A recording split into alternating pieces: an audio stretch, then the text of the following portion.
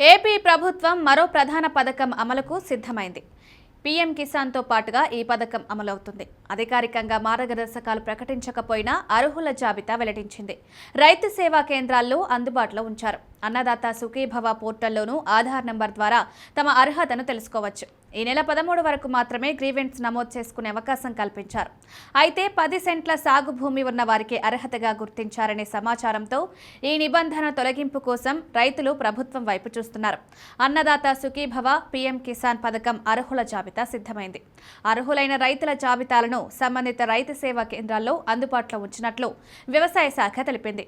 రైతు సేవా కేంద్రంలో ఉన్న జాబితాలో రైతులు వారి పేర్లను పరిశీలించుకోవచ్చని పేర్కొంది.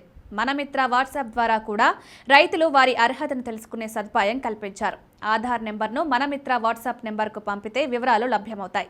రైతు పేరు లేని పక్షంలో అర్హత ఉందని భావిస్తే రైతు సేవా కేంద్రంలో అర్జీతో పాటు పత్రాలు సమర్పించాలని సూచించారు. అన్నదాత సుఖీభవ పోర్టల్లోని గ్రీవెన్స్ మాడ్యూల్లో నమోదు చేసుకోవచ్చు.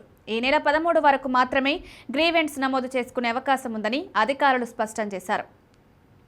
ఈ పథకం కింద రాష్ట్ర వ్యాప్తంగా 47.77 లక్షల రైతు కుటుంబాలు అర్హులుగా గుర్తించారు. గ్రామ వార్డు సచివాలయాల సర్వే ఆధారంగా 98% మందికి ఈకేవైసీ పూర్తి చేశారు. కాగా పథకం లబ్ధికి అర్హత పొందాలంటే రైతుకు కనీసం 10 సెంట్ల సాగు భూమి ఉండాలని కొత్త నిబంధనను ముందుకు తెచ్చిందని ప్రచారం సాగుతోంది. రెవెన్యూ రికార్డుల్లో రైతుల హక్కు భక్తంలో 10 సెంట్ల భూమి ఉండి దానిలో పంటలు సాగు చేస్తున్నట్లుగా ధృవీకరణ జరిగితేనే ప్రభుత్వం అందించే ఆర్థిక సాయానికి అర్హులని చెప్తున్నారు. పేద రైతు కుటుంబాలు ఎకరాను పంచుకుంటే 10 సెంట్లలోపు భూమి వాటాగా వచ్చిన వారు పెద్ద సంఖ్యలో ఉన్నారు. క్షేత్రస్థాయిలో ఈ సమాచారంపైన రైతులు స్పష్టత కోరుతున్నారు.